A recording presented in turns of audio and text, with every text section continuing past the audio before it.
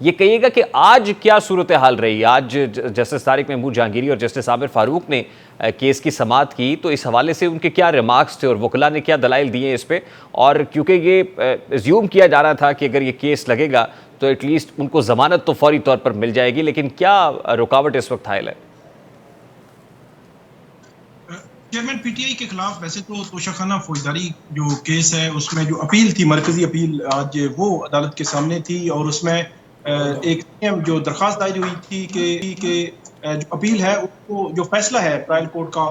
उसको फौरी तौर पर मुअत्तल करके जो चेयरमैन पीटीआई है उनको जमानत पर रिहाई दी जाए। आज जो वकील थे सरदार लतीफ खोसा, ख्वाजा हारिस, डॉक्टर बाबर रवान, सलमान अकरम राजा, ये सारे सीनियर वकला जो है वो मौजूद थे जो चेयरमैन पीटीआई है उनकी वकालत के लिए, और उन्होंने बहुत कोशिश की कि आज ही ये जो सजा दी गई है ट्रायल कोर्ट की जानिब से वो मुअत्तल हो जाए और आज ही उनकी रिहाई हो जाए। एक तो ये मामला उन्होंने अदालत के सामने रखा और पहले आज के लिए उनकी जो कोशिश थी वो कामयाब नहीं हुई, तो फिर उन्होंने कहा कि कल के लिए आप नोटिस कर दें और कल के लिए केस जो है वो समाअत के लिए मुकर्रर कर दें, क्योंकि इसमें अर्जेंसी है और इसमें रश जो है वो इन्वॉल्व है। लेकिन चीफ जस्टिस ने ये कहा कि कल उन्होंने किसी मेडिकल चेकअप के लिए जाना है तो इसलिए कल वो दस्तयाब नहीं है। उसके बाद वकला की जानिब से कहा गया कि उससे अगले दिन जो है वो समाअत के लिए मुकर्रर कर दें, तो ताहम चीफ जस्टिस ने उनको ये कहा कि हम 4 से 5 रोज में जो चेयरमैन पीटीआई है उनकी सजा मुअत्तली की दरखास्त जो है, या आप ये कह सकते हैं कि जो जमानत से मुतल्लिक दरखास्त है उसको अगले 4 से 5 रोज में जो अदालत इस्लामाबाद हाई कोर्ट जो है वो फिक्स करेगी, मुकर्रर करेगी और उसके बाद उस पर समाअत होगी और उसके बाद उसका फेट डिसाइड होगा कि क्या जमानत जो है वो मिलेगी या नहीं मिलेगी। बज़ाहिर ऐसे लग रहा है कि अगले हफ्ते तक जो है वो ट्रायल कोर्ट में तरीकाकार ये होता है कि कोई भी ट्रायल, जब ट्रायल कोर्ट का फैसला चैलेंज होता है हाई कोर्ट में, तो सबसे पहले हाई कोर्ट ये कहती है कि ट्रायल कोर्ट का पूरा ट्रायल का मुकम्मल रिकॉर्ड, उसकी पेपर बुक्स बनती हैं, वो पेपर बुक्स मंगवाई जाएं। आज भी ऑर्डर यही हुआ, वो पेपर बुक्स बनने में कुछ टाइम लग जाता है, तो मुझे ऐसे लगता है कि शायद अगले हफ्ते तक पेपर बुक्स ना बन सके और उससे अगले हफ्ते तक जो है वो केस जा सकता है। लेकिन बज़ाहिर अगर जमानत की बात की जाए तो 3-4 हफ्ते लग सकते हैं जमानत होने में। फौरी तौर पर आज जो रिलीफ की उम्मीद की जा रही थी, पीटीआई के जो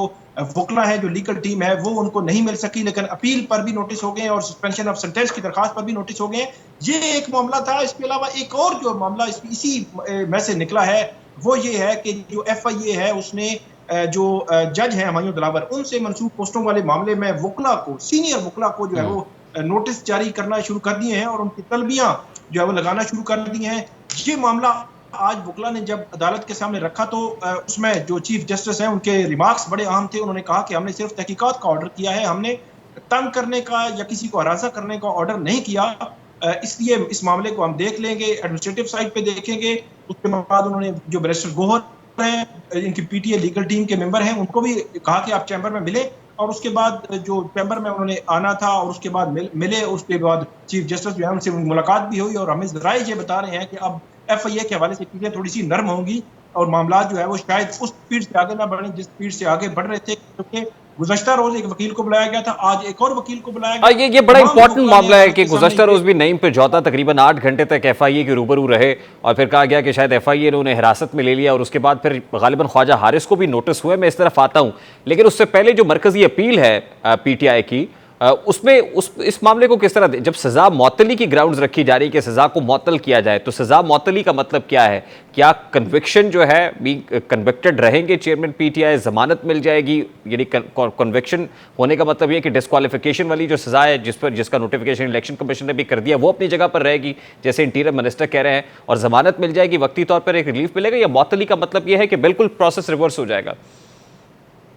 जी बिल्कुल, ये बड़ा अहम नुक्ता आपने उठाया है। ये आम लोगों की समझ के लिए हम बिल्कुल आम फार्म करके बता देते हैं कि जिस को भी मुलजम को उसको सजा हो जाती है तो वो सजा याफ्ता अगर हो तो वो जो है वो 5 साल के लिए, जिस तरह 62(1)H के तहत इलेक्शन कमीशन ने उनको नाअहल करार दिया है गुज़श्ता रोज 5 साल के लिए, तो अब उनके खिलाफ जो ऑर्डर है, फैसला है ट्रायल कोर्ट का, जिस दिन वो कालअदम होगा उस दिन उनकी वो नाअहली खत्म होगी। जो सजा मुअत्तली होती है ये आर्जी रिलीफ होता है। आर्जी रिलीफ में ये है कि फर्ज करें कि इमरान खान या जो चेयरमैन पीटीआई जो है वो 1 मंथ के बाद उनकी सजा मुअत्तल हो जाती है और वो सजा मुअत्तल होने के बाद उनकी जमानत हो जाती है, तो उनकी डिस्क्वालिफिकेशन जो नाअहली है वो बरकरार रहेगी। जब तक कि उनकी मरकजी अपील पर फैसला नहीं हो जाता। और जो मरकजी अपील डिसाइड होने में मेरा ये ख्याल है कम से कम 1 साल से सवा साल और तकरीबन 1.5 से 2 साल वक्त लग सकता है। तो बिल्कुल अगर आम फार्म करें तो अगले 1 साल या सवा साल के लिए चेयरमैन पीटीआई किसी भी इलेक्शन लड़ने के अहल नहीं है, और जो कमिंग इलेक्शन है वो भी इलेक्शन वो नहीं लड़ सकेंगे। यानी इलेक्टोरल बैटल ग्राउंड से तो बाहर हो गए, लेकिन आप ये कह रहे हैं कि सजा मौतली का मतलब ये होगा कि उनको जमानत मिल सकती है, और उसमें नोटिस होने के बाद ये जो सारे का सारा प्रोसेस है तकरीबन 1-1.5 माह 2 माह का अरसा ले जाएगा। जी बिल्कुल, ये जो प्रोसेस है ये 1 माह कम से कम ले सकता है, 2 माह भी हो सकते हैं, लेकिन मेरा ख्याल है जिस तरह अब ये चल पड़ा है मामला, शायद ये है कि 1 माह में ये मुकम्मल हो जाएगा, लेकिन उनकी नाअहली बरकरार रहेगी। अभी जो कमिंग इलेक्शन है वो बेशक इलेक्शन नवंबर में हो या अप्रैल या मार्च में हो, उन इलेक्शंस के लिए इमरान खान जो है वो नाअहल हैं, डिस्क्वालीफाई हैं, वो इलेक्शन नहीं लड़ सकेंगे। लेकिन 1 साल, 1.5 साल या 2 साल के बाद जब उनकी अपील पर फैसला हो जाएगा और उनके हक में अगर फैसला हुआ तो उसके बाद उनकी ये जो नाअहली है वो खत्म हो जाएगी। ठीक, लास्टली साकिब बशीर साहब, ये मरकजी अपील तो इस्लामाबाद हाई कोर्ट के सामने है,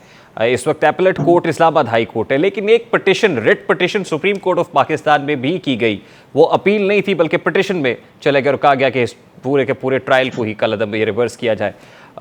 उसका क्या फेट है, उसको किस तरह से देखते हैं आप? अभी तक तो उसको शायद एक्सेप्ट भी नहीं किया गया।